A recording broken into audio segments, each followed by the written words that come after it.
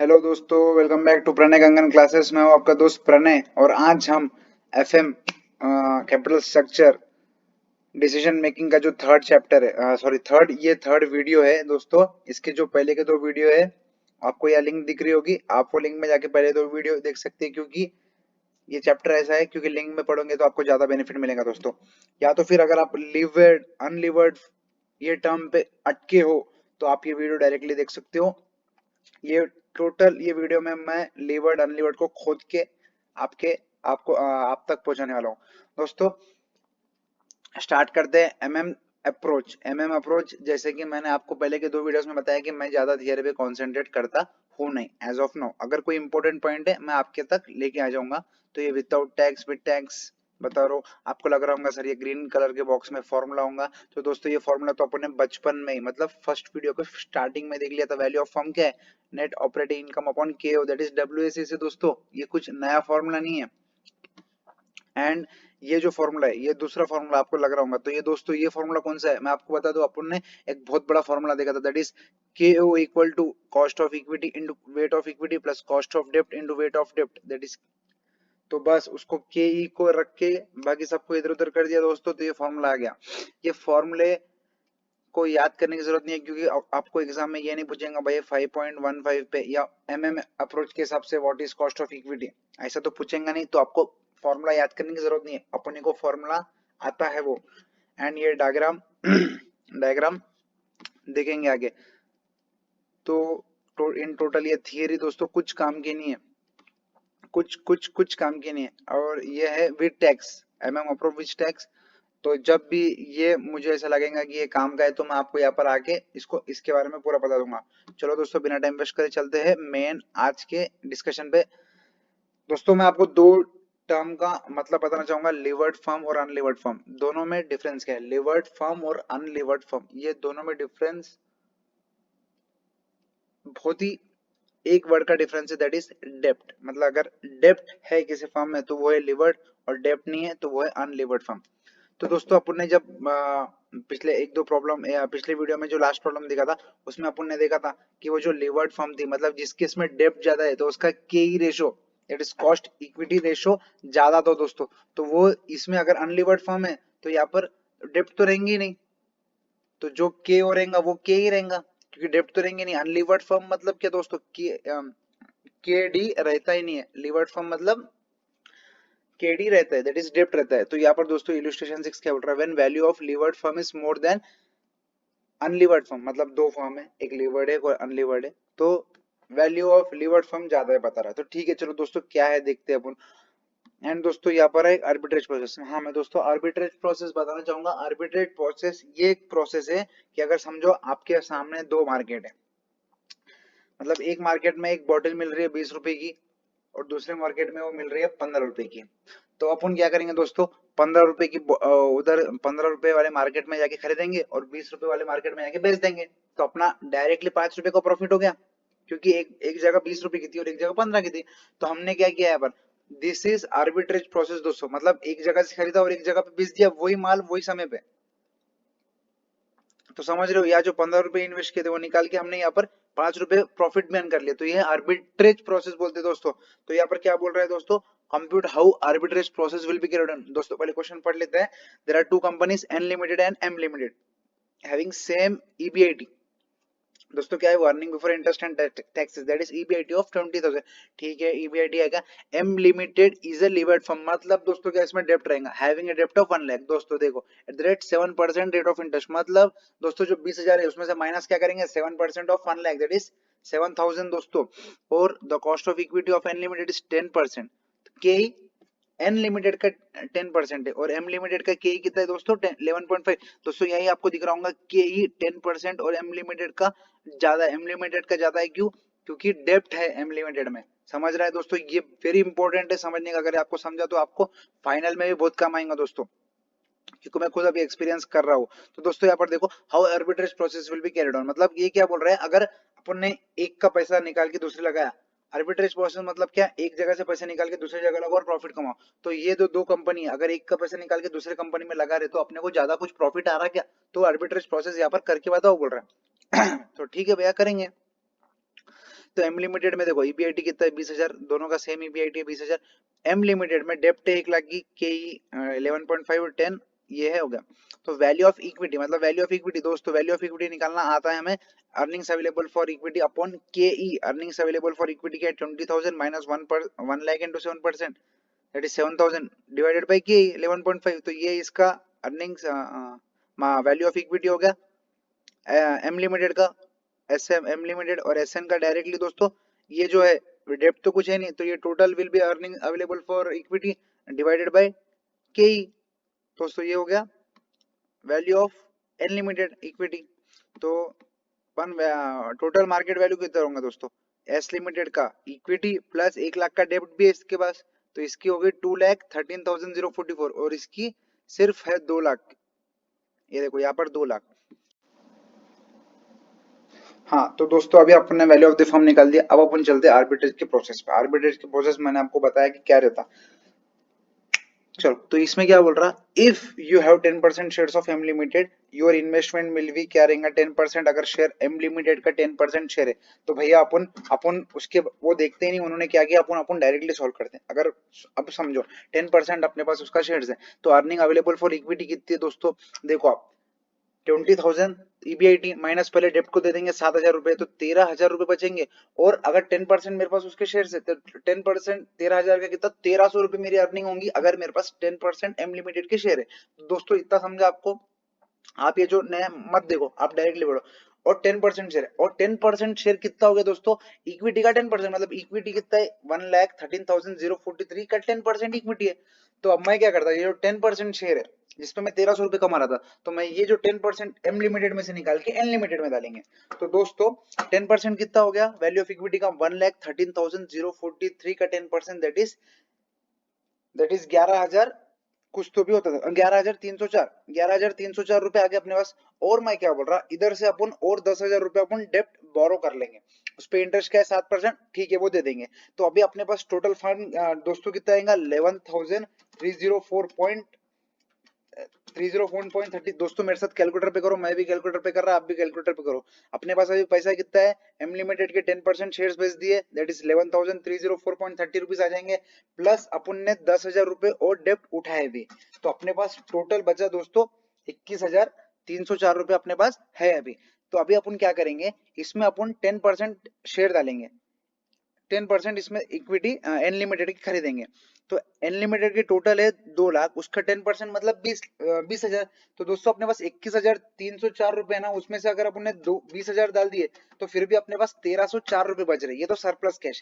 पर अगर 20,000 पे अपने को पैसा कितना मिल रहा है, अगर अपन ने 20,000 अनलिमिटेड में डाले तो अपने को दोस्तों पैसा कितना मिल रहा है, तो दोस्तों यहाँ पर देखो 20,000 और ये 10% मतलब ये जो 20,000 है ये टोटल अर्निंग टोटल इक्विटी वालों के लिए, मतलब अपने को भी 20,000 का 10% मिलेगा। तो 20,000 का 10% क्या होता है दोस्तों 2,000, अपने को मिले 2,000 रुपए। लेकिन लेकिन अपन ने 10,000 डेप्ट एम लिमिटेड से लिया था तो उसको 7% का इंटरेस्ट देना पड़ेगा। तो 10,000 पे 7% वो है 700, तो 2,000 माइनस 700 मतलब अपने हाथ में 1,300 रुपए बचे। तो दोस्तों जब यहाँ पर देखो 1,300 रुपए यहाँ भी बच रहे थे जब एम लिमिटेड के पास थे, और दोस्तों जब सरप्लस कैश ये जो अपने सरप्लस कैश निकाला था 20,000 डाल के जो ऊपर बच गया था, ये 1,304 बचने के बाद भी अपन 1,300 रुपए अर्न कर सक रहे हैं। मतलब दोस्तों यहाँ देख रहे हो क्या 1,300 रुपए वहां भी और 1,300 रुपए यहाँ भी, पर यहाँ पर सरप्लस कैश भी 1,304 रुपए बच रहा है। तो ये आर्बिट्रेज का प्रोसेस पॉसिबल है, तो हम ऑब्वियसली ये करेंगे, ऑब्वियसली कोई भी यही करेगा। तो दोस्तों इधर यही बोल रहा that is your return that is same 1,300 which will get from unlimited before investing in, but you have still excess money available with you in the example you have entered कुछ तो भी है काम का नहीं है। चलो नेक्स्ट प्रॉब्लम दो चलते दोस्तों रिदम में साथ मेरे साथ कैलकुलेटर पे करो दोस्तों, एग्जाम सॉल्यूशन देखना नहीं है। Following data is available in respect of two companies having same business, ठीक है भैया। कैपिटल एम्प्लॉयड 2 लाख, ठीक है। ईबीआईटी 30,000, ये इंपॉर्टेंट है ईबीआईटी 30,000, और के मतलब कॉस्ट ऑफ इक्विटी का दोनों का रेशियो दे दिया है 12.50। दोस्तों अब देखो इधर कॉस्ट ऑफ इक्विटी अलग अलग नहीं है, सेम दे दिया। लीवर्ड फर्म का डेप्ट 1 लाख है, इक्विटी 1 लाख है, डेप्ट का 10%, अनलीवर्ड फर्म ऑब्वियसली नील रहेगा डेप्ट, और इक्विटी है 2 लाख, ठीक है। Investor is holding 15% share in levered firm, मतलब ये जो पहली वाली कंपनी है 1 लाख वाली, इसमें ये कंपनी में 15% शेयर होल्ड कर रहे हैं, 15% शेयर ऑब्वियसली इक्विटी करेंगे। ओके, तो calculate increase in annual earnings of investor if he switches is holding from levered to unlevered company. मतलब दोस्तों ये क्या बोल रहे हैं, अगर ये कंपनी से भैया 15% पैसा निकाल के ये कंपनी में डाले तो annual increase in annual earning कितनी होंगी। अगर भैया इंक्रीजिंग एनुअल अर्निंग 1 रुपए भी रही तो कोई भी कर लेगा, क्योंकि एक एक रुपया सबको मैटर रखता। तो increase in annual earning positive आ गई तो वो आर्बिट्रेज कर लेगा। तो इंक्रीज कितना है पूछ रहा हूँ। तो दोस्तों चलते सबसे पहले लिवर्ड फॉर्म, मतलब अपने पास देखो 30,000 रुपए, 30,000 माइनस डेप्ट 10,000 देंगे 10%, तो बचे 20,000। तो 20,000 पे K E that is earning available for equity रहेंगे। तो के डिवाइड बाई 12.5, 20,000 डिवाइड बाई 12.5, तो 1,60,000 क्या रहेगा दोस्तों, इक्विटी रहेंगी, वैल्यू ऑफ इक्विटी। ये हो गया लिवर्ड फर्म की। अनलिवर्ड फर्म की वैल्यू ऑफ इक्विटी कितनी रहेंगी दोस्तों, 30,000 डिवाइडेड बाई 12.5 डायरेक्ट, क्योंकि वहां पर डेप्ट देंगे नहीं, तो वो टोटल ये जो 30,000 है EBIT that is total earning available for equity share holder, तो उसकी होगी 2,40,000 इक्विटी। दोस्तों यहाँ पर आ जाओ, यहाँ तक देख लो, value of equity and value of equity ये फर्म की 2,40,000 अपन ने कैलकुलेटर पे निकाला। डेप्ट इसमें 1,00,000, इसमें नील, तो वैल्यू ऑफ द फर्म देखो दोस्तों, ये फर्म की ज्यादा है और ये फर्म की अभी भी कम है। तो अब क्या कर रहे हैं अपन, अब अपन क्या करेंगे, ये जो फर्म की 15% अपने पास शेयर है बोले, तो 1,60,000 पे जो 15% कितना होता है दोस्तों, 24,000 होता। तो अपन क्या करें, 24,000 रुपीज निकाल दिए, और इन्होंने क्या किया, हाँ, तो जब 15% वैल्यू ऑफ इक्विटी का ले रहे तो डेप्ट भी होगा, बोले चल 15% डेप्ट भी ले लेंगे, तो 1,00,000 का 15%, तो ऑब्वियसली 15,000 प्लस 24,000 मतलब 39,000 दोस्तों इधर से उठा के 39,000 उसमें डाल रहे। तो दोस्तों 39,000 उसमें डाल रहे, उसमें तो पैसा कितना आने का है, 12.5% दोस्तों पैसा आने का है। तो 39,000 पे 12.5% उधर पैसा आएगा, दैट इज 4,875 माइनस जो 1,00,000 रुपए अपन ने लिए, तो उसके ऊपर जो डेप्ट देने पड़ेंगे, सॉरी 1,00,000 सॉरी 1,00,000 नहीं, 15,000 रुपए लिए, उसके ऊपर जो इंटरेस्ट देना पड़ेगा 15,000 पे 10% दोस्तों, यहाँ पर देखो 15,000 पे इन लोन लिया, 15,000 पे 10% माइनस 1,500 करे दोस्तों, तो अपने पास अभी बच रहा कितना 3,375, और जो 24,000 इसमें थे दैट इज 15% ऑफ 1,60,000, 1,60,000 पे जो 15% थे उसके ऊपर दोस्तों कितने आ रहे थे, इंटू 12.5% करेंगे तो 3,000 रुपए। तो दोस्तों देखो अपने पास 3,375 बच रहे थे और वो फॉर्म से 3,000 आ रहे थे, मतलब incremental income due to arbitrage कितना हो रहा, 375। दोस्तों यहाँ पर ये समझ गया ना आपको, देखो ये 1,60,000 पहले वाली कंपनी का था उसके ऊपर 15% 24,000, इसके ऊपर हम 12.5% कमा रहे थे, तो 12.5% ऑफ 24,000 इज 3,000, अपन इतना कमा रहे थे। तो अपन ने क्या किया, बोरो 15,000 किया, तो ये टोटल 39,000 पे अभी कितना कमा रहे हैं अपन ये फॉर्म में, 12.5% मतलब 4,875 माइनस ये जो 15,000 हमने लिए थे उसको 10% देना पड़ेगा, 10% दे दिए 1,500, इतना बचा ये जो 24,000 है, 24,000 पे 12.5 तो जब भी कमा सकते थे, लेकिन और अपन इंक्रीमेंटल इनकम दिख रही दोस्तों 375, मतलब ये कंपनी में डालना अच्छी बात है। ओके समझ गया, that is incremental income due to arbitrage, दोस्तों समझ रहा ना। Next, when value of unlevered firm is more than, अब दोस्तों अभी तक हमने क्या देखा, वैल्यू ऑफ अनलीवर्ड फर्म ज्यादा था, हाँ वैल्यू ऑफ मतलब ठीक है दोस्तों, कुछ नहीं। अब क्या है, व्हेन वैल्यू ऑफ, दोस्तों कभी कभी अभी अपन ने जब से ये एग्जांपल देख रही कि अनलीवर्ड फर्म की वैल्यू, सॉरी वैल्यू इधर ज्यादा है, वैल्यू ऑफ फर्म देखो इधर ज्यादा है लेकिन इधर प्रॉफिट आ रहा है, तो कभी कभी ऐसा होगा कि इसका वैल्यू कम रहेगा लेकिन प्रॉफिट इसमें भी आ सकता है, शायद आगे के एग्जांपल में हो सकता है। तो when value of unlevered firm is more than value of levered firm, मतलब देखो दोस्तों यहाँ पर क्या था, वैल्यू लीवर्ड फर्म की ज्यादा थी और अनलीवर्ड फर्म की कम थी, तो अभी क्या बोल रहा है, ये लीवर्ड फर्म की ज्यादा है और अनलीवर्ड फर्म की ज्यादा है और लीवर्ड फर्म की कम है। तो उसमें क्या होगा, टू कंपनीज है 20,000, expect that L limited is a levered company having a डेप्ट of 1,00,000 at the rate 7% cost of equity और 10% एंड 18%। दोस्तों सेम सेम क्वेश्चन है, अब हमने 2 क्वेश्चन ऊपर कर लिए, अब तो ये थरो आराम से आप डायरेक्टली देख सकते हो, मतलब आप कैलकुलेटर पे डायरेक्टली कर सकते हो। तो दोस्तों यहाँ पर देखो यू लिमिटेड 20,000, इधर 20,000, इधर 1,00,000 का डेप्ट है, इधर 7%, इधर 10% और 18%, ऑब्वियसली इधर डेप्ट है तो के ही ज्यादा रहेगा दोस्तों। तो ये कितना आएगा दोस्तों, ये 20,000 total earning available for equity share holder divided by 10% that is 2 lakhs value of equity capital. अपन यहाँ पर 20,000 माइनस 7,000 करेंगे क्योंकि 1,00,000 पे 7%, 7,000 डिवाइडेड बाय 18%, तो ये वैल्यू ऑफ इक्विटी इतनी है। वैल्यू ऑफ द फर्म देखो दोस्तों यहाँ पर 2 लाख और यहाँ पर कितनी है 1,00,000 प्लस 722 222, तो ये 172222 है। तो यहाँ पर देखो value of unlevered firm is greater than value of levered firm. तो अभी क्या बोल रहे हैं, assume you have 10% shares of unlevered firm, that is मतलब अपन इसमें अपने 10% शेयर से समझ रहे, तो इसमें क्या हो रहा है 10% ऑफ 2 lakhs कितना 20,000, और 20,000 पे 10% अपन मतलब ये 20,000 आ रहे और अपने पास अगर 10% है तो 20,000 पे 10% अपन 2,000 कमा सकते हैं। लेकिन अगर अपन ने ये निकाल के ये फर्म में डाला, क्यू लिमिटेड का पैसा निकाल के, that is unlimited unlevered firm का पैसा निकाल के लीवर्ड फर्म में डाला, तो क्या हमें प्रॉफिट होगा क्या, चलो देखते हैं। तो यहाँ पर आपने क्या किया था, जो 10% थे मतलब जो 20,000 थे, 10% ऑफ 2 लाख, हाँ 20,000, तो sell your unlevered form for 20,000, मतलब अपने पास यार 10% इसका जो 10% शेयर था मतलब जो 20,000 का थे वो बेच दो, तो अपने पास 20,000 आ गए। तो वो 20,000 में से वो क्या बोल रहे हैं, एक तो पहले डेप्ट खरीद लो 10,000 की, और सिर्फ 10% खरीदो इक्विटी का, दैट इज 7,222 और 10,000, तो अपन 17,2222 इन्वेस्ट कर रहे हैं और अपने पास सरप्लस कैश भी बच रहा है दोस्तों। 20,000 माइनस ये करेंगे तो अपने पास सरप्लस कैश भी बच गया। तो लेकिन अब इसके ऊपर पैसा कितना आ रहा है, तो जब इसके ऊपर पैसा कितना आएगा दोस्तों, अपने पास 7,222 इन्वेस्ट कर रहे हैं और अपने को 18% आ रहा, दोस्तों समझ रहा है ना। तो हाँ 10% of earnings available for equity share holder, तो 10%, हाँ हाँ सॉरी सॉरी, तो 20,000 माइनस 7,000 13,000, और अपन ने जब 10% होल्डर हो गए तो 13,000 का 10% अपने को 13,000 सॉरी 1,300 मिल जाएगा, राइट दोस्तों।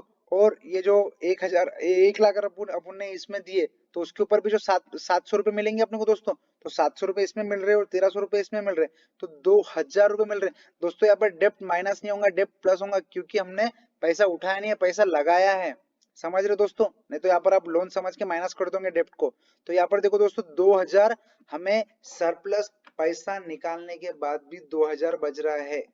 तो दोस्तों समझ रहे हो ना, यहाँ पर आर्बिट्रेज फिर से पॉसिबल हुआ है।